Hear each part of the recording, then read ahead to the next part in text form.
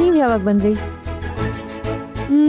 ಒಂದು half an hour ಹೋದ್ರೆ 1 hour ಆಗತ್ತೆ ಬಂದು.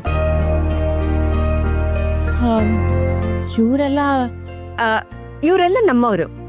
ಸರಿ, ನೀವೆಲ್ಲ ಕೂತಿರಿ, ನಾನು ಇಲ್ಲೇ ಹೊರಗೆ ಹೋಗಿ ಬರ್ತೀನಿ. ನಿಂತ್ಕೊ. ಮಗಳು ಆಚೆ ಹೋಗದ?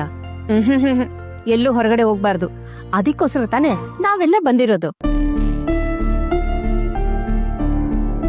ಏನೇ ಇದ್ರು ನಮ್ ಕರ್ಣಗೇಳು. ಕರ್ಣ ನಿಧಿ ನೋಡ್ಕೋತಾರೆ. ಅವ್ರದ ಜವಾಬ್ದಾರಿ. ಇವ್ರು ಮತ್ತೆ ಮತ್ತೆ ಕರ್ಣ ಸರ್ ಜೊತೆ ಕಳ್ಸಕ್ ನೋಡ್ತಿದಾರಲ್ಲ. ಕೃಷ್ಣ, ಪ್ಲೀಸ್ ನೀನೇ ನನ್ನ ಕಾಪಾಡು. ಅತ್ತೆ,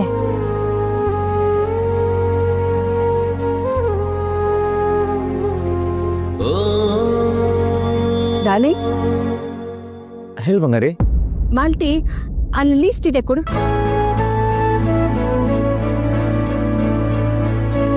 ಡಾರ್ಲಿಂಗ್, ಇದರಲ್ಲಿ ಪ್ರಾವಿಷನ್ ಏನೇನ್ ಬೇಕು ಅಂತೆಲ್ಲ ಬರ್ದಿದೆ. ಹಾಗೆ ನಿಶ್ಚಿತಾರ್ಥಕ್ಕೆ ಏನ್ ಬೇಕು ಅಂತಾನು ಬರ್ದಿದೆ.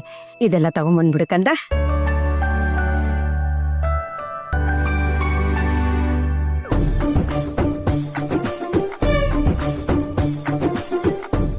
ಸರಿ ಡಾರ್ಲಿಂಗ್. ಕಲ್ನಾ, ನೀನೊಬ್ನೇ ಹೋಗ್ತಾ ಇದೀಯಪ್ಪ? ನಿಧಿನೂ ಜೊತೆಲಿ ಕರ್ಕೊಂಡೋಗು. ನಿಧಿ, ಹೋಗು ಕರ್ಣನ್ ಜೊತೆ.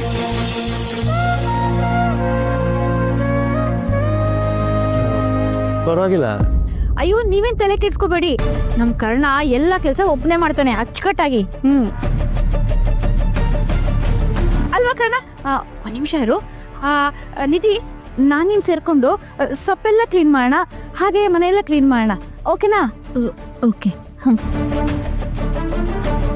ಕರ್ಣ, ಹಾಗೆ ಬರ್ತಾ ಅವಕಾಡೋ ಮಿಲ್ಕ್ ಶೇಕ್ ಮತ್ತೆ ಚಿಪ್ಸು ತರೋದ್ ಮರಿಬೇಡ. ಸರಿ. Thank you. ಬೇಡಪ್ಪ, ಒಬ್ಬನಿಗೆ ಕಷ್ಟ ಆಗತ್ತೆ. ನಿಧಿ, ನೀನು ಹೋಗು ಜೊತೆಲಿ. ಅಜ್ಜಿ, ನಾನು ಅವರು ಸೇರ್ಕೊಂಡು ಇಡೀ ಮನೆನ ಕ್ಲೀನ್ ಮಾಡ್ತೀವಿ. ಹೌದೌದು, ಅವಳು ಕರೆಕ್ಟಾಗಿ ಹೇಳ್ತಿದ್ದಾಳೆ. ನನಗೂ ಕೆಲಸ ಮಾಡುವಾಗ ಮಾತಾಡಿಲ್ಲ ಅಂದ್ರೆ ಸಿಕ್ಕಾಪಟ್ಟೆ ಬೋರ್ ಆಗತ್ತೆ. ನಾನು ಅವಳು ಮಾತಾಡ್ಕೊಂಡು ಕೆಲಸ ಮಾಡ್ತೀವಿ. ನಿನ್ ಜೊತೆ ಮಾತಾಡಕ್ ನನ್ಗಿಂತ ಬೇರೆ ಜನ ಬೇಕಾ? ಒಂದ್ ನಿಮಿಷ ಇರು, ಬರ್ತೀನಿ. ನಿಧಿ, ಅಕ್ಕನ ನಿಶ್ಚಿತಾರ್ಥದಲ್ಲಿ ತಂಗಿನೇ ಓಡಾಡ್ಬೇಕು. ನಡಿ, ಅವನ ಜೊತೆ ಹೋಗು. ಅಲ್ಲ ಅಜ್ಜಿ,